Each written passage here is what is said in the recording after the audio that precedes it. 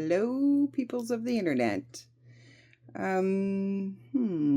Today I was thinking that I would delve into a bit of a difficult topic, which is death.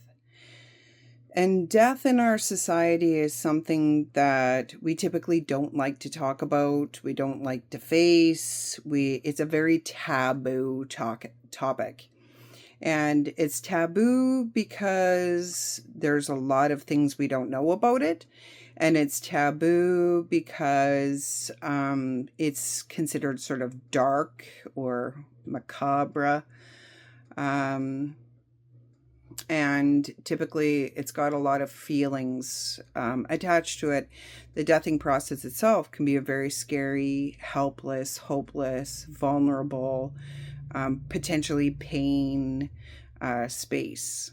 And so I was thinking that it might be a good space for us to talk about in this timing. And I've got Roscoe in the room.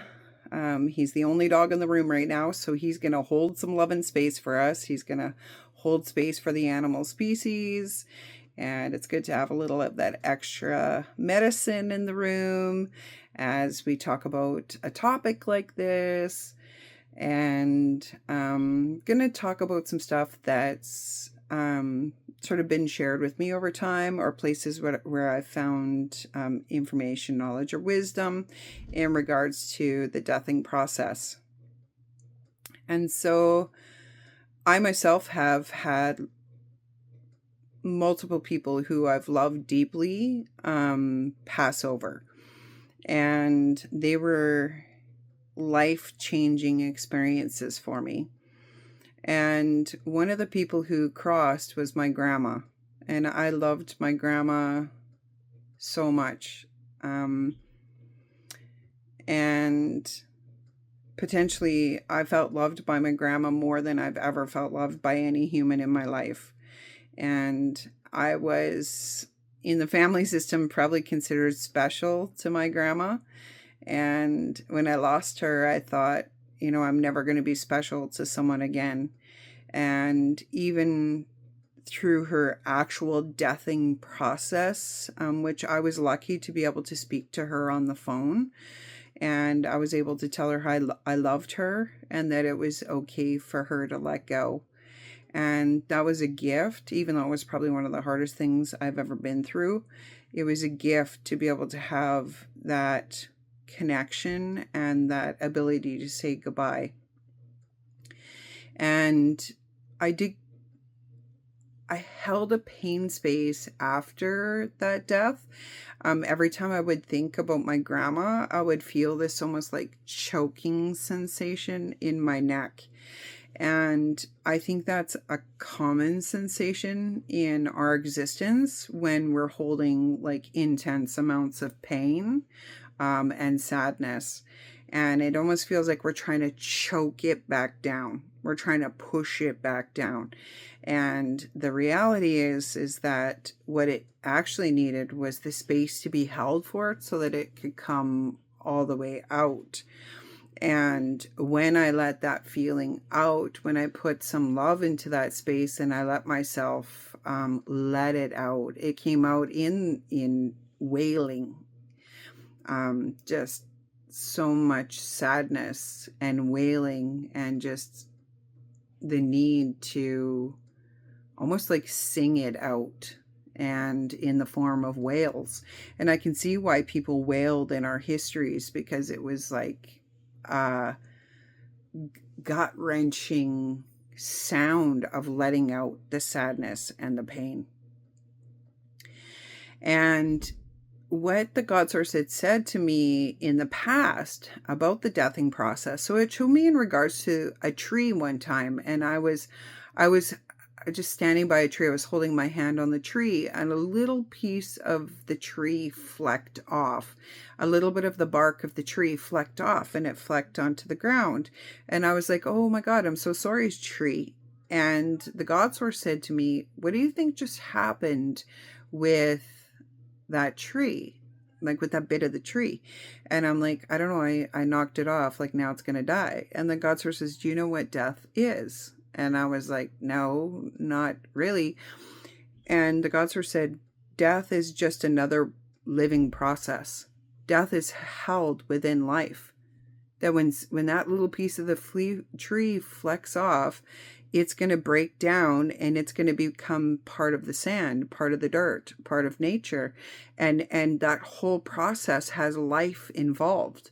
So the breaking down of a body has bacteria involved, and it breaks it down. The whole part of the process is a living part of the process.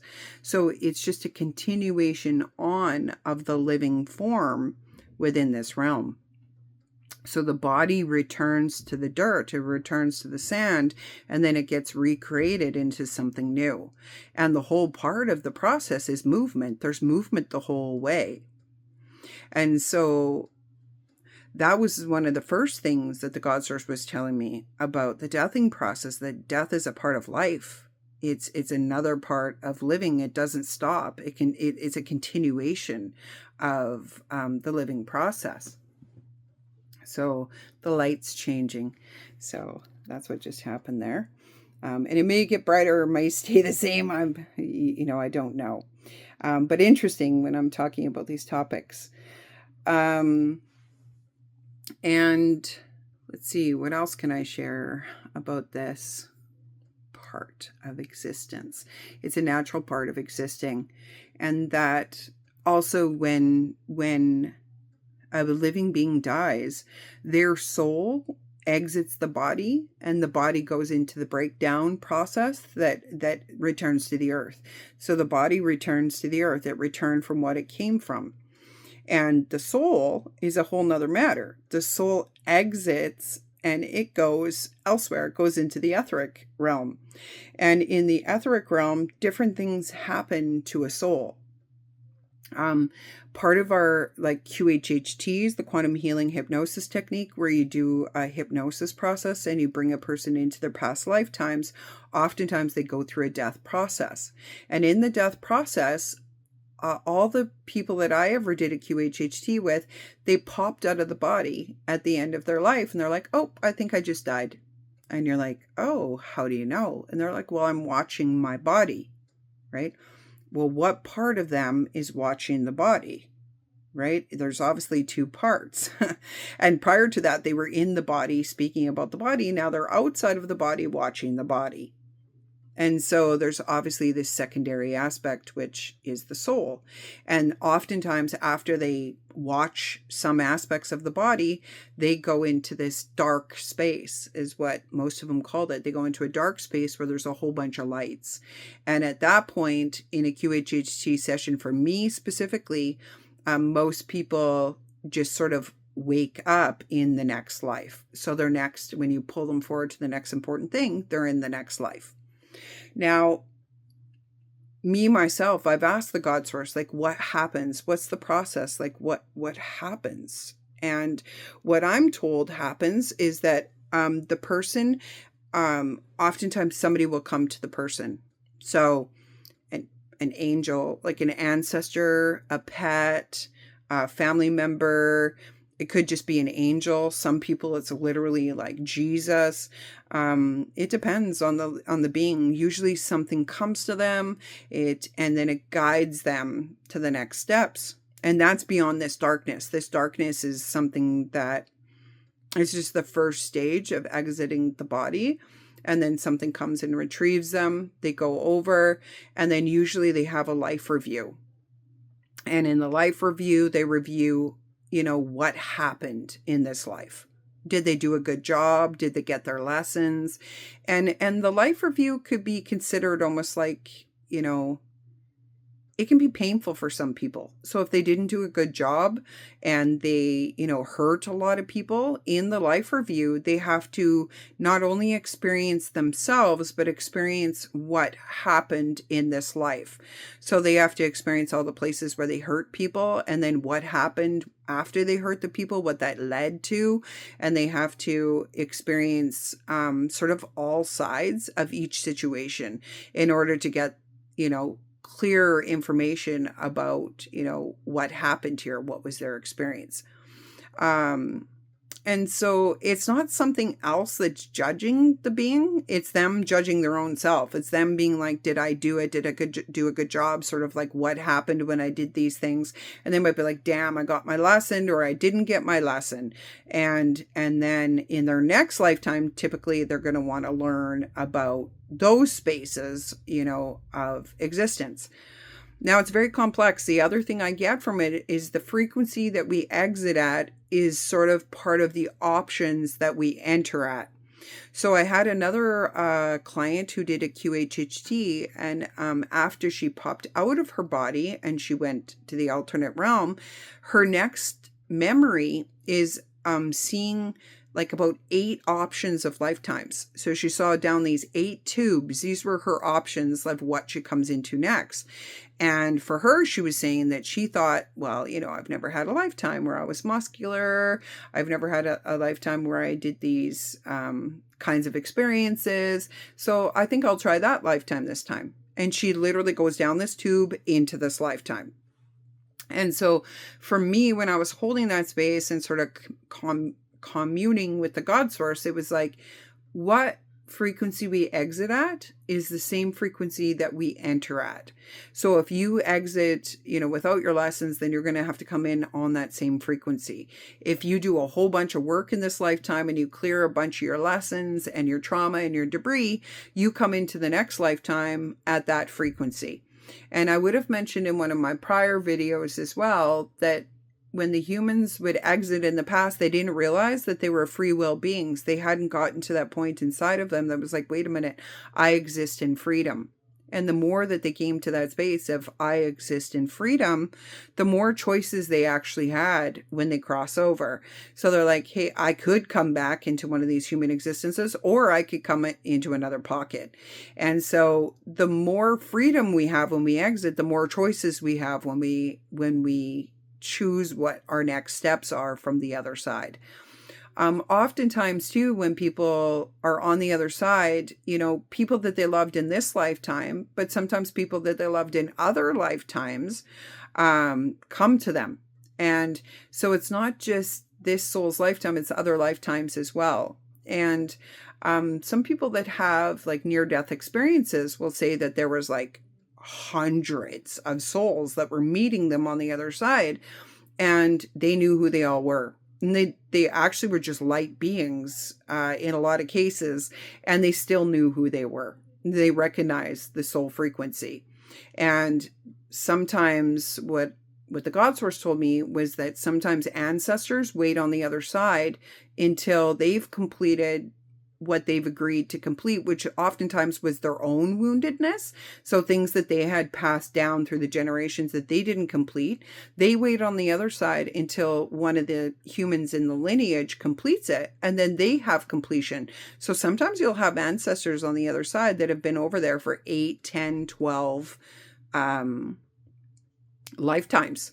So they're that much removed, and they were still holding that loving space for the familial system until the things were completed. So that's what they've agreed to do on the other side. So sometimes you can have ancestors from like 8, 10, 12 generations back that have been holding loving space for the ancestral lineage. And so a very cool thing the Godsource told me about that too is that, the ancestors, the angels, and the elementals can't help us out unless we ask. This is a free will existence. The Godsource itself, you don't have to ask for the help if you want to receive the help. They can't just come down and start plucking. They have to wait for the invitation.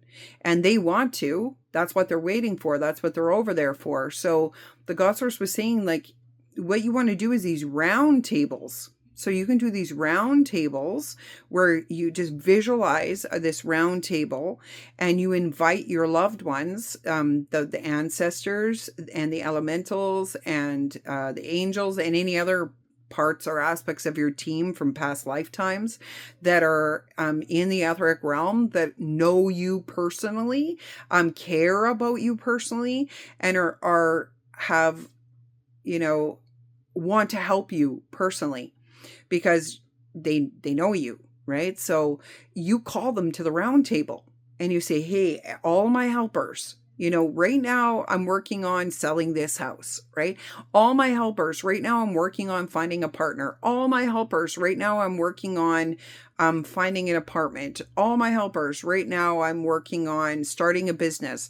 Like, I need your help and assistance. If you can all help me, right? And then what they can do is they can go and talk to the other teams, to other humans, to like create opportunities through other human beings or bring other humans to you that can actually help you and assist you on your pathway.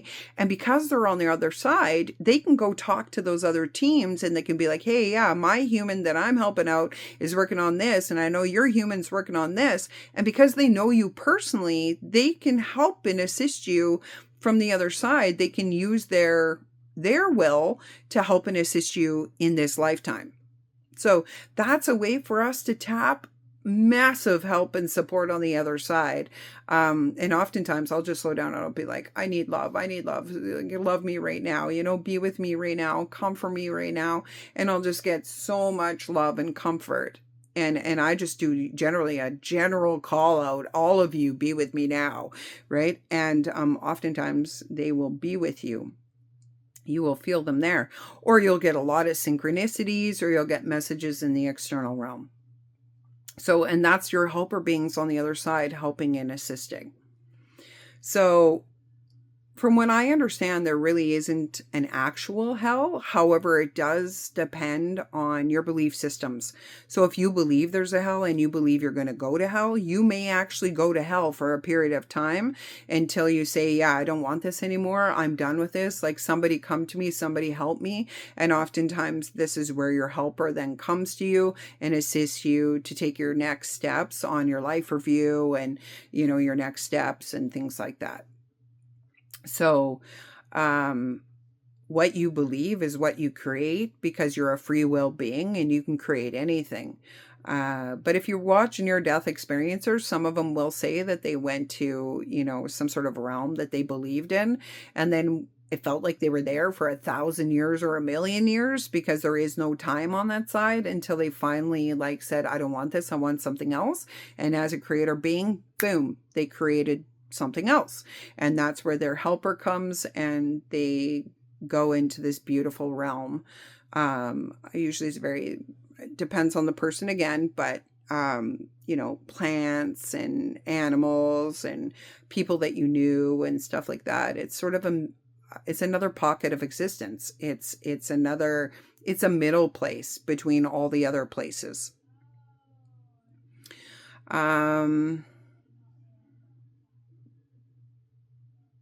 Also, the Godsource told me that the body knows how to die. The body comes in with the information of how to die. It knows how to change. It knows how to heal. It knows how to be birthed, and it knows how to death itself. And that information's already in the body. And the more that you can step back and collapse the fear programs of oh my God, I'm dying, or oh my God, I'm about to die, the more you can let go of that, the more your body will do its thing, and the soul will also do its thing. So in some of these lifetimes, the soul literally just popped out, and it popped out because it was time for it to pop out, and the body let go. The body did its service. It did what it was born to do. Right? And so a lot of people have this panic, fear, terror about the deathing process, and about what if it's painful? What if something terrible happens? What if it's terrifying? What if something bad happens? And it's well, number one, there is nothing bad in this existence. It's just lessons, right? It's just experiences, right? So if you have one of those experiences, oftentimes your soul pops out and your body just does what it does. And so, it's been very explicit to me, and this is going to be explicit. If you don't want to hear what's explicit, don't listen to this part. Just fast forward past this part. But it told me explicitly, that if a body, say, is in a fire and it's burning, the soul usually pops out of the human at some point, and you'll see that body, screaming and groaning, but that's the body going through its dying process, and the soul has already stepped out of that body. It's already on that side watching the body, and it's like, oh, I'm watching my body, right? And so it's sort of saved that experience, and that's what I understand too. The animal kingdom does the same. So, like a rabbit, if a wolf is going to get a rabbit, when the wolf has the rabbit at some point just kind of goes stiff and lets go. That's where the soul pops out of the rabbit, and what's left is just the body. And part of nature, that's a natural part of this existence and this reality. It's part of nature that an animal has to eat another animal. And it's gross for sensitives. That terrifies us. Again, gross has to do with death, right? And normalizing that space and loving ourselves in that space, because as a human, watching these things is terrifying, and it's like, I can be terrified. It's okay that I'm terrified. I love myself even here. I'm safe even here. It's a part of this existence and reality, and death is a part of this existence and reality, and all kinds of death happens in this existence and this reality. And remember, if you step real back, it's the Godsource having all the different experiences. And so it gets all the experiences of a human death. It gets all the experiences of a human birth. It gets all the experiences of a human's middle of life, change processes, loss, growth, expansion, all of those things. They're all experiences for the Godsource, and all the many deaths are an experience for a Godsource. So it gets all the experiences. Right. So different people play the parts of different deaths. And weirdly enough, your soul sort of knew when it looked down the pathway what the death was going to be like, and it agreed to that death. And so humans too have exit points. So sometimes a human has an exit point. So they could leave at this time, or they can remain in the body. And sometimes they remember and they don't remember. But when they have like a serious incident, like such as a heart attack or something like that, when they were on the other side, they were given a choice. Do you want to go back into your body, or an accident, a car accident or something like this? They might have been told, like, do you want to go back into your body, or do you want to exit? Right? And sometimes people exit, and sometimes they go back into their body. Now that's called an exit point. And sometimes humans have multiple exit points. Right. And people extremely ask about like something like suicide. And there's people who try suiciding over and over and over, and it doesn't work because that's not their exit point. Right. It wasn't an exit point. Right. So, and then sometimes it works, and it works because that was an exit point. And in some cases, it's the end of the string. So the Godsource shows me that all different humans have different strings, different lengths of a string. So different humans have different lengths of a string. And if you are at the end of your string, it doesn't matter how much you want it to come back, you can't come back. And that's the Godsource's choice. That's the universe's choice. That's dependent on the universe and the unfolding. And that's not really even a human's choice at that point. That's the Godsource's choice. So it brings us in and it exited us out. And neither of those things are our choice. What's our choice is how we live in the middle. And then we also have these exit points where we also have a choice. But if the person exited, there are certain cases where they don't have a choice. And that it's just the end of their string. So for example, when my grandma crossed, that was the end of her string. She had to let go. And all of us, the kindest thing you can do for someone who's in a deathing process is to, number one, love yourself into wholeness and give yourself love and compassion as you hold this space, because it's painful. It's painful as hell to hold that space. You're letting someone go that you love. But the most loving thing you can do is love yourself into wholeness so that you can hold loving space for them, so that you can allow them to exit if this is their exit. Allow them to do what their body needs to do in that time period. Allow them to let go. The gentlest, most loving thing we do is allow people to let go. And some people are going to be like, yeah, fuck that shit. Like, no, fight hard, come back. You got to fight. And in some cases, people can fight if that's an exit point. So it's not a bad idea to, to ask, but in some cases, that's the end of their string. And the gentlest thing we can do if it's the end of someone's string is to let them go so that they can let go out of their body, and so that they can have that gentle crossing where their soul lets go and they just, watch their body end, come to its own natural ending, and then they cross and do the rest of their journeying. Now, what they've told me about a person who crosses is almost immediately after they cross and they see someone they love, like a pet, a dog, whomever is there right away and helps them on that part of their journey. As soon as they leave this human body, as soon as they're no longer in the brain, they easily walk over to the other side. They're like, oh my God, this is amazing. Like, I have no pain. I'm in so much love. Like, I'm just going to continue the journey. And we're over here crying our eyes out, because we've lost someone that we loved. And it's us that holds the pain. Very quickly, all of their pain is gone and they continue their journey. And it's us that are still in the human realm that are grieving the loss. And I have a video on grieving, and that's a good video to watch, because we have a right to grieve a loss. It means we've lost something, and so that's the humans that are left have that to grieve. But the ones that cross very quickly, let go of the pain of being a human and remember who they truly are. So when they're not contained by this body and this brain, they remember who they always were and who they were beyond this lifetime. And it's actually, almost like a beautiful experience for them. So the gentlest thing we can do when someone's crossing is give them the permission to be exactly where they are. Give them the permission to be in the state that they're in and not feel like you have to fix, save, and heal them. You have to fix, save, and heal you, and then hold loving space for you so that you can hold loving space for them, because they're in a very difficult experience, usually going through something. And the gentlest thing we can do is not give them the feeling like they have to take care of us. They're in here trying to do this thing, and now they feel like they have to take care of you because they love you. And they're like, don't hurt. It's okay. I'm going to be okay. Right. It's like, no, let me love you. Let me love you right now. You don't have to take care of me. I'm taking care of myself. I'm loving myself into wholeness. I'm going to be okay. I want to be here for you. And I want you to know that I'm here with you and I love you.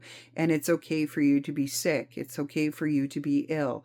It's okay for you to let go. It's the most loving thing that we can do for someone who's at that point. And it gives them that permission to let go. And it's really hard. The Godsource was telling me it's really hard at the end of someone's life because they feel like, I didn't have enough time. Like, what about my loved ones? Like, how am I going to take care of them? They need so much care, and all these things. And if we're in that state, the gentlest thing we can do is also just let go and know that the ones that are left here are going to be okay. Maybe not right off the bat. No one's okay right off the bat when there's a loss or a death. But they'll be okay. People will step in. They'll get some care. They'll get attention. They'll figure it out. You did the best you could. If you could still be there, you would, right? But it's like loving yourself into wholeness too, and saying it's okay to let go. It's okay that I have a right to let go. I can let go here too. They're going to be okay, and they will be okay. They'll have pain. They'll hurt because it's natural to hurt when people die, but they will eventually be okay. They'll find a way, right? So there's the person dying that needs to give themselves the right to be okay. And then there's the person that's accompanying people dying that have to give themselves the permission to be okay and to love hold that loving space for the other. No matter what people are going through in this life, it's our job to love ourselves into wholeness first, and then to hold loving space that they're on their own journey at their own time in their own lessons, and that it's okay that they journey the way they journey. And sickness and illness is a natural, normal part of this existence and this reality. It happens here. And nobody's doing it on purpose. It's part of the unfolding. And people will fight it. They'll heal. The bodies know how to heal. They'll heal if they're meant to. They'll heal if it's a possibility. And if they're at their end of their string, then they can't heal. You know, they'll let go. Right? So it's complex. Living and dying is complex. Being a human being is complex. All of the feelings that we have is complex. What happens to our bodies when they break back down into the earth is complex. What happens when we cross over and the choices we make and who comes to us is complex. This is a complex existence. And it's okay that it's complex. I'm safe even there. I'm whole even there. I love myself even there.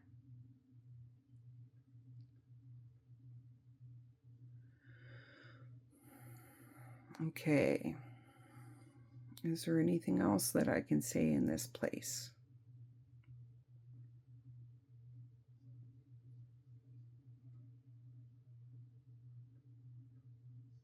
So I guess I'll return to that part with my grandma when I had that pain in my throat. That's like oftentimes what we do in movies and things like that, where they're like really sad and we don't want people to see that we're sad. And so we try to hold it in, but it's actually causes massive pain to our bodies to hold in sadness. What we would be better off doing is acknowledging and validating the fact that we're sad, and then loving ourselves into wholeness. So saying, it's okay that you're sad, Lisa. Like, it's normal to be sad. When you're watching a sad movie, oftentimes it's a death in a movie that makes us feel so sad, and we imagine the loss of that human, and we imagine the pain that they're going through, or imagine the pain that we're going to go through if that happens to us, or we're imagining the pain that we've been through if that's happened to us. And those are all opportunities for us to love ourselves in that space, to send love into that pain space, and to acknowledge and validate that it's okay to feel that way, and to let ourselves cry, and to let ourselves let it out. And if people see us cry, in the old day, we weren't allowed to cry. You were told, don't cry, buck up, rub some dirt on it, like, don't be a big baby. And actually, it takes a lot of strength to cry.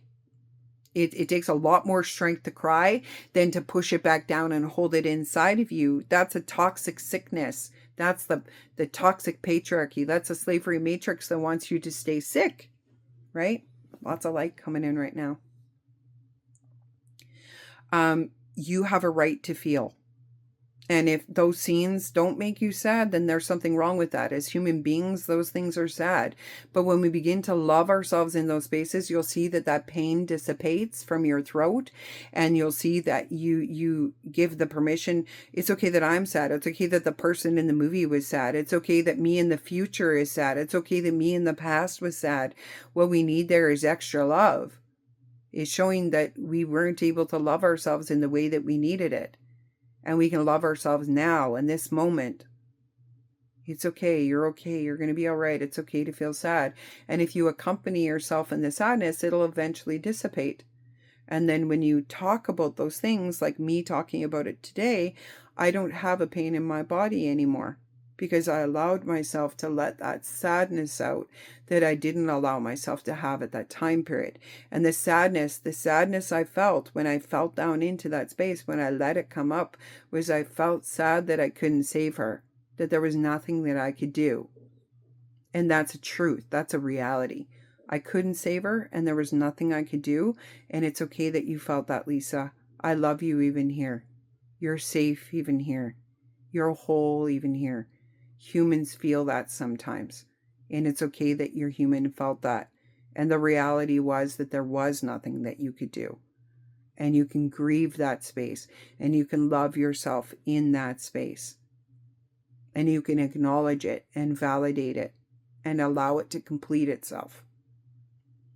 And the feminine way is to love myself in that space, to slow down and face it and let the pain spaces come out. Let them show me what was in there, so that I can clear it, right? And the feminine way is sending love in there, slowing down into it, and facing it, right? And I have a right to heal. And I have a right to heal those spaces. And I have a right to heal my throat. And I'll know I'm healed because I won't get triggered the next time. So when I talk about it, I don't have that same trigger because I cleared the trigger. And to clear the trigger, I had to face the pain. And it's okay to face pain here. This is me clearing the debris. This is me leaving it a higher frequency than I entered. And in my next lifetime, I won't have to go through that because I got it in this lifetime. And the humans are in a time period where we have massive healings happening in this time period that we won't ever have to go through again. Because when you consciously go through the healing, it disappears. And so death is one of the things in this lifetime that I had to clear, the fear of death that's implemented into us. You know, I don't have to fear it. It's a natural part of the journey. Everybody is birthed and everybody dies. And that's okay. That's okay. Our bodies know how to do it. My grandma's body knew how to do it. I didn't have to save her. I just needed to step back and save myself and love myself into wholeness and know that it was okay to let her go. And then as she let go, just hold that loving space. And then after, then I would grieve. That's normal. That's natural. That's what humans do here. It's okay. It's all right. It's not your job to save other people. It's not your job to save them. It's your job to heal yourself and then to hold loving space for other people. Right? Just like when I'm in my own deathing process, which will happen one day. And I'm going to step back and I'm going to allow my body to do what it needs to do. And I'm going to love myself into wholeness. And I'm sure it's going to be full of pain because you're letting go. You're grieving. You're letting go. You're letting go of all the stuff that was left undone. And that's the other thing the Godsource told me about that space. It said it's normal to have stuff left undone. Everybody has stuff left undone. It's okay to have things left undone. You did the best you could and you did as much as you were meant to do. Okay? But I need to eat another cheesecake. But I need to say, I need to tell that person I love them. Right? Well, you've already ate 3,000 other cheesecakes. I'm sure that's enough. Right? I've already told them I love them, 20,000 other times. I'm sure that's enough. And even if I didn't love them and they don't know, they do know. They already know. What I hear people say mostly is, I wish I would have told them. Yeah, okay, well, you can tell them. That's a good lesson, okay? Then you need to learn to tell people you love them, right? But also, they knew. Usually those people that cross, they want you to know that they loved you. And guess what? You knew. We all know. Okay?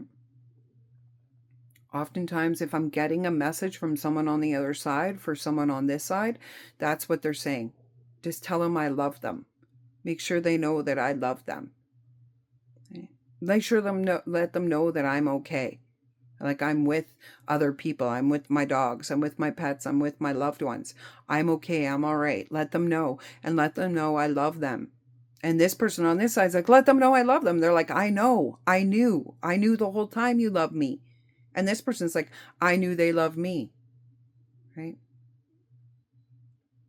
So really at the end, it's about love. Right? And what can we learn from that? We can learn to tell our loved ones that we love them. Right? And if you told them, then you already did it.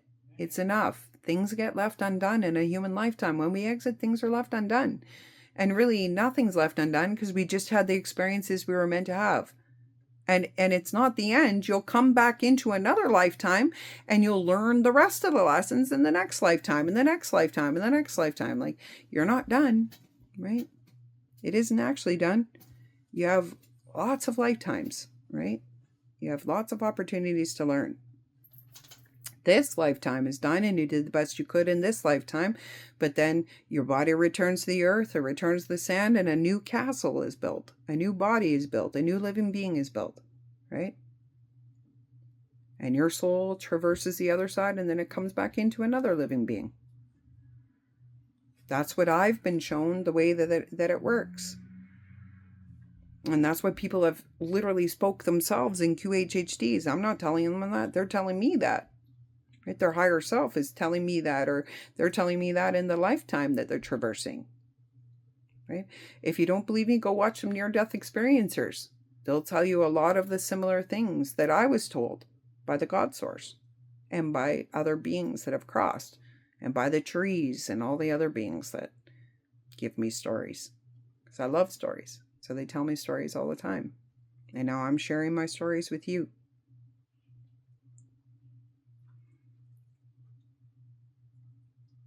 Okay. So I'm sure there's lots more to talk about with death, and us clearing our fear programs around death, and us clearing fear of feeling, and fear of holding loving space, and fear of letting go. Right? But this is a good layer of it. And I'm going to clear that from your mind, body, spirit, and soul. And if you've had any of the experiences that I spoke of today, I'm going to clear those too. But what we can also see is there's a lot of hope into the future. There's a lot of hope for our processes. There's a lot of hope for when we cross, right? And that it's much more gentle than we think it is. Right? And that the body finishes the deathing process because the body knows how to die. Right? All right. So Source God Mother, I acknowledge and accept everything that we've been speaking of so far today. And I choose to clear, cleanse, and heal these pain spaces, these modes of functioning, these ways of existing, these belief systems, these taboo spaces that we don't have clarity around, and that we don't talk about, and that we don't heal the pain around, and that we don't know that the body knows how to be birthed, and the body knows how to heal, and the body knows how to die. And that it's the soul's job to kind of step back and let the body take control. It's the same as birth. The body knows how to birth. The more a mom can step back and let the body do it, the body will take over. And they tell the mom, like, just disappear, let go. And that's what I did during my birth, and my body knew what to do. And it was a crazy process, but it was magical at the same time. And that's the dog whining because it wants out the door. Roscoe, come here, Roscoe. Come on. Come up here. We're going soon. Okay. And I clear, cleanse, and heal these spaces. He's crying. He's giving some crying energy into this. Roscoe, come here, Roscoe. Come on. Come on. Come on, Roscoe. And I clear, cleanse, and heal all of that now through all quantum fields, including pain spaces, modes of functioning, ways of existing, dynamics, toxic dynamics within, toxic dynamics without.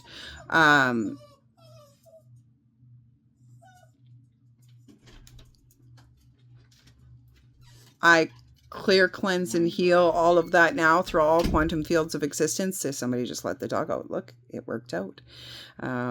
Thank you, universe. I clear, cleanse, and heal these pain spaces, these modes of functioning, these ways of existing, these toxic dynamics, these taboo barriers, false belief systems about feeling, false belief systems about the process of death and dying in our bodies, our teachings to not feel pain, that's weakness. It takes a ton of strength to feel pain. It takes a ton of strength to feel sadness, helplessness. It takes a lot of strength to face it and to let ourselves feel it so that we can clear it and so that we can get the messages around it. What is this teaching me? What is this showing me? What is this showing me about humanity? What is it showing me about myself? What is it showing me about relationships? And that I clear it, and clear it some more. I neutralize, harmonize, and alchemize it back to dust. I purify these spaces. I clear the programs, trigger points, mindsets. I clear the contracts, the binds, the barriers, the anchors. I clear the frozen pain spaces. I clear the things that were left unknown, unseen, untouched.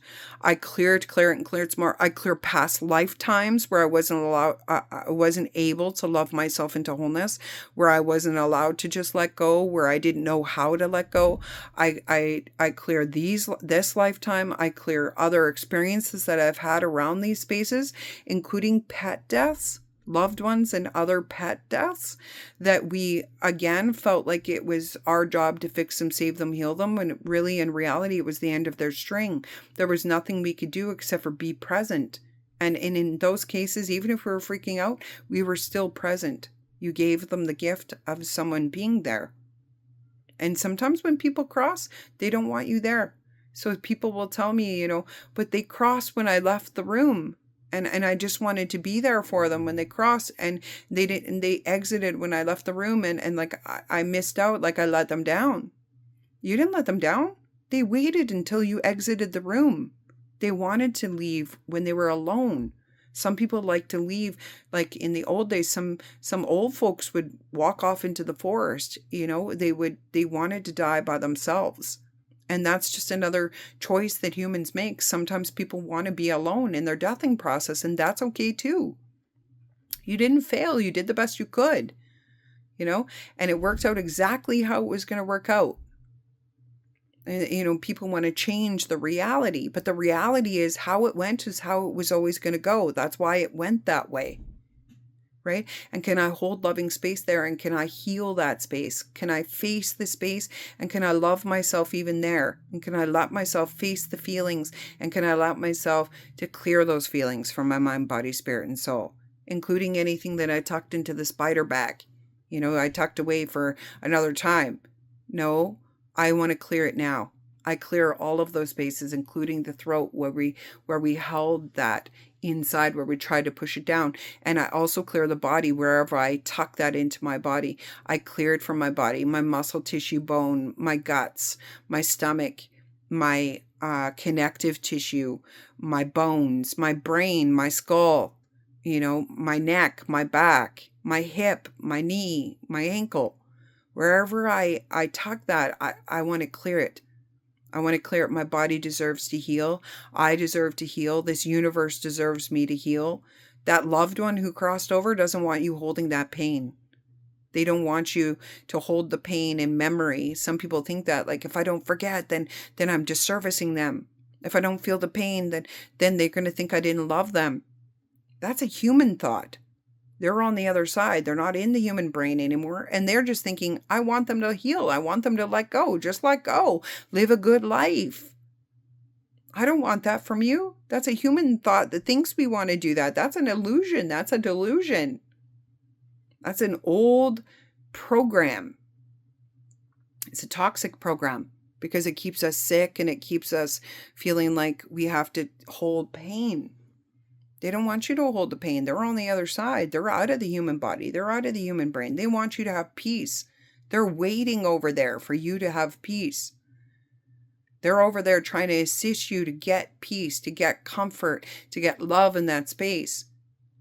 And when you let that pain go, you don't let them go. They're still in your heart. You'll still remember them. You just won't remember them in pain. And they don't want that for you. They want you to be free. They love you. They want you to be free. Because when you're free, you're going to do all kinds of magical shit. And they want you to do all kinds of magical shit because they love you. They want you to do all the stuff they couldn't do. Right? And Source Godmother, Mother, I heal those spaces as well. I neutralize, harmonize, and alchemize them back to dust. I clear the mindsets back to dust, the pain spaces back to dust, the old modes of functioning back to dust. I clear the DNA and RNA back to dust, and I initiate the new. Pass the DNA and RNA into the God space of first creation, clearing all of the old, letting it go, letting it go, letting it go.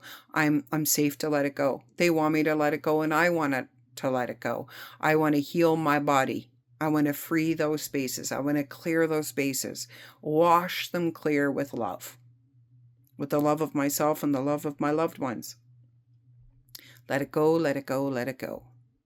And I clear, cleanse, and heal all drama, karma, trauma, pull out the dharma, neutralize, purify, clear, cleanse, and heal from the cellular, energetic, and magnetic structures and the subconscious, unconscious, and conscious minds, pulling all of that through to oneness, to wholeness, to peace, to the love. I welcome those helper beings and helper frequencies into these spaces to continue to help us to heal, clear, cleanse, neutralize, harmonize, and alchemize these spaces so that I can access these spaces and utilize them as I move forward in those good ways.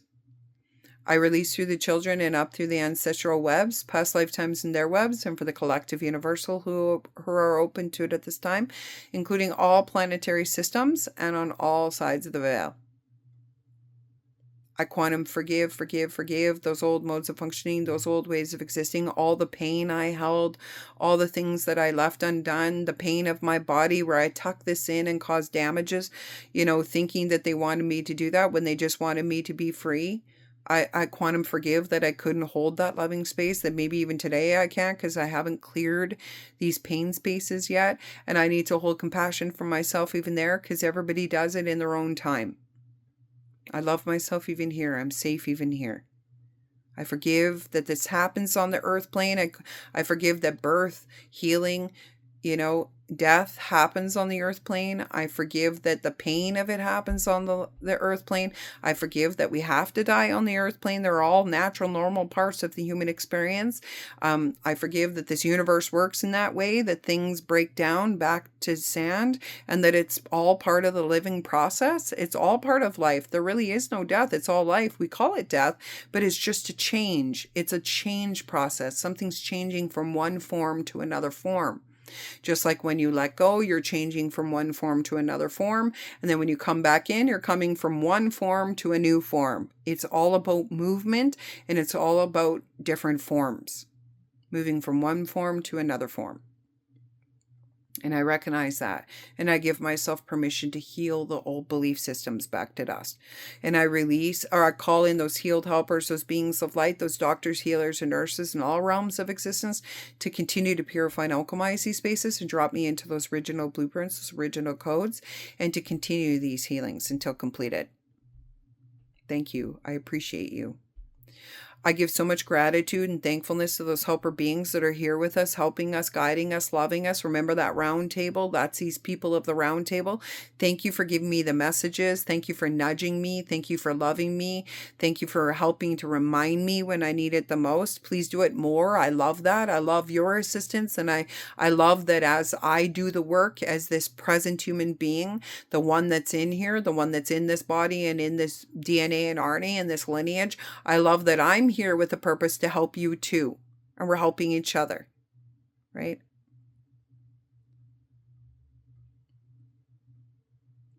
And that we love ourselves in these spaces. And we give so much gratitude for these opportunities. And we continue to do so as we move forward in these good ways. We clear, cleanse, and heal all of that now through all quantum fields. And we're opening to receive for best and highest well-being. The most ultimate of love and gratitude, I choose this. So I choose this and breathe. Good etheric breath. Pull from the ethers and just rejuvenate that body. Now Roscoe's crying outside the door. So if you're hearing him whining, he doesn't have any happy solutions for himself. He just wants to cry. He wants to wail. He wants to get his sadness out, and that's okay. And as a human, I can step back and give him the right to cry. Sometimes animals cry. Sometimes humans cry. Sometimes children cry. That's a natural, normal part of this human experience. He's okay and I'm okay. And we're going to do that extra piece of this healing, and we're just going to clear our energetic spaces. So Source Godmother, please immediately evolute our systems for best and highest well-being of the systems within us and the systems around us, including those frequencies of our feet. Please immediately evolute our systems. And so that when we're accessing the frequency of our feet, we're getting all the comfort and peace and presence and love and zero pointing creativity that we need. And Source Godmother, please immediately begin to root us into this realm and into the multi-universal realm, this realm and all the realms of existence, so that we can share life force frequency, knowledge, wisdom, healing codes. Thank you, thank you, thank you. We appreciate that. That's our family system, and we want to share life force frequency and codes and information, knowledge, and wisdom with our family system, nature, this universe as a totality. Please help us to do that. And we clear, cleanse, and heal all of that now through all quantum fields, and we're opening to receive for best and highest well-being. With the most ultimate of love and gratitude, I choose this. And interestingly enough, he stopped crying. So he obviously rooted it into his feet and got that wisdom and love of his own feet to help him to find the comfort that he was looking for. Amazing, awesome, it's magic. So I would just say be gentle in these spaces with yourself. That these are, like I said, taboo teachings. Not a lot of human experience has been in these spaces. We haven't traversed this space, completely. And so we have to be really gentle with ourselves when we're traversing this space, gently go in and out and in and out, like the breath. It's a good practice in these, unseen spaces or unvisited spaces. And like I said, near-death experiencers are magic for these spaces because they share a lot of information, and the more you watch, the more you see that they're common experiences. And I love to watch near-death experiencers, and if you want to go check it out yourself. And I just send you all so much love and so much light and so much harmonic frequency in this time period. Roscoe's back in here. He's back in to hold some love and space. And we'll talk about more of this into the future. And please let me know underneath, like, how did this go for you? What did you take from this? Share your experiences. And I'll hold loving space for any experiences you want to share. And I know that it'll help others who are also going through things in this human plane of experience. Like, everything we go through is unique to our own self and our own journey, but it's also part of our connection points all cross over because we're all human beings. And so we also have collective experiences here. And I can tell you right now, like I said, we all are birthed, we all heal throughout this lifetime, and we all die. And so those are collective experiences. And so if we can share in these spaces about knowledge, wisdom, our own experiences, what we've experienced, if we've had near-death experiences ourselves, what we know about the things that I'm sharing, then yeah, your wisdom is welcomed. So if you need a little extra love right now, just accessing your feet, please ground me to my feet. Right? And if you need a little extra love, please trigger my vagus nerve, right? And if you need an extra love, access your own love. I need my love in this space. I'm okay. I'm all right. It's okay to talk about these topics. It's okay to visit these wound spaces. It's okay to clear these wound spaces. It's okay to let go, right? And of course, I'm sending you extra love and harmonic frequency into all of those spaces. And I'm asking my team, I'm bringing them to the round table and asking my team to assist your team to give you all the love in all the right places that you need it. So may you find peace, and may peace be with you. And until next time, I send you tons of love. Take care.